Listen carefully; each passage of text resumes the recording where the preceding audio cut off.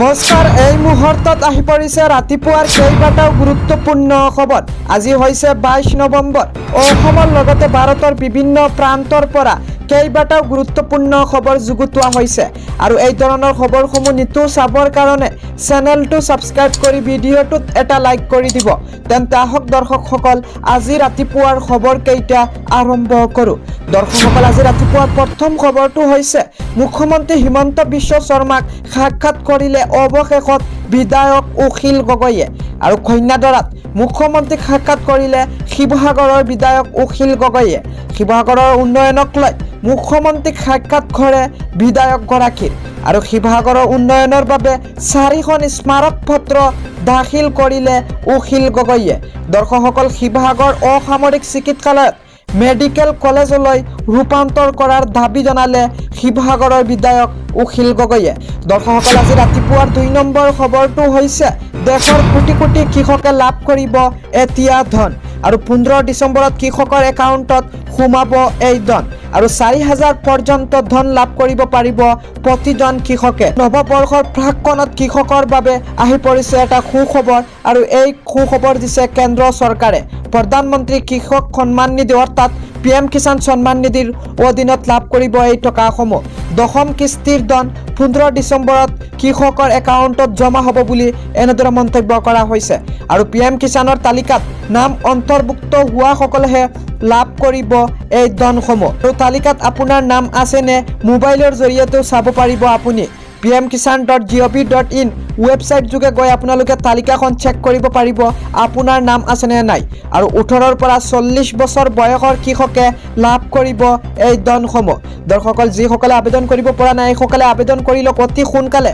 আৰু pmkisan.gov.in ৱেবছাইটৰ জৰিয়তে আপোনালোকে সম্পূৰ্ণ সবিশেষখিনি জানিব পাৰিব। গতিকে দৰ্শকসকল, আপোনালোকে এই যিটো ৱেবছাইট দেখা পায় pmkisan.gov.in ৱেবছাইটেৰে আপোনালোকে চাব পাৰিব তালিকাত আপোনাৰ নাম আছেনে নাই।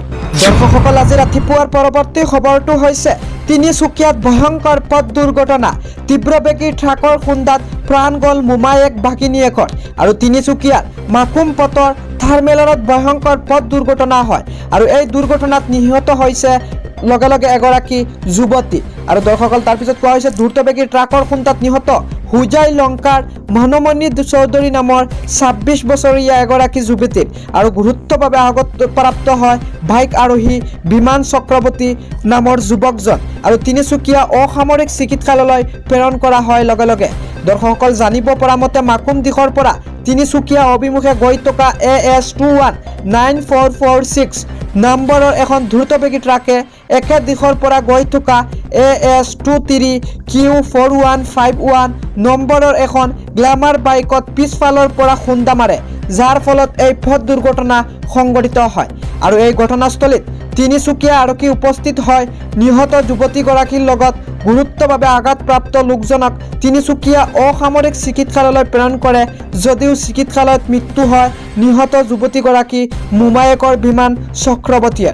দৰ্শকসকল, নিশ্চয় আপোনালোকে জানিব পাৰিছে। আৰু এই ঘটনা সংঘটিত হৈছে পুৱাৰ ভাগত দ্ৰুতবেগী ট্ৰাকৰ খুন্দাত নিহত হৈছে হুজাই লংকাৰ মনোমণি চৌধুৰী নামৰ 26 বছৰীয়া এগৰাকী যুৱতী বুলি জানিব পৰা গৈছে।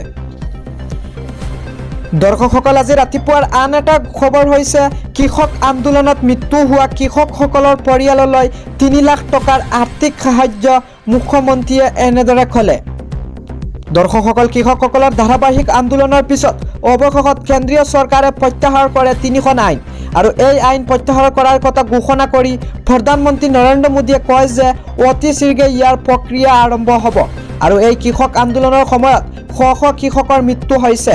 পঞ্জাৱ চৰকাৰে এই কৃষকসকলৰ পৰিয়াললৈ আৰ্থিক সাহায্যৰ কথা ঘোষণা কৰিছিল। তাৰ পিছতেই এইবাৰ আগবাঢ়ি আহিছে তেলেংগানাৰ চৰকাৰ।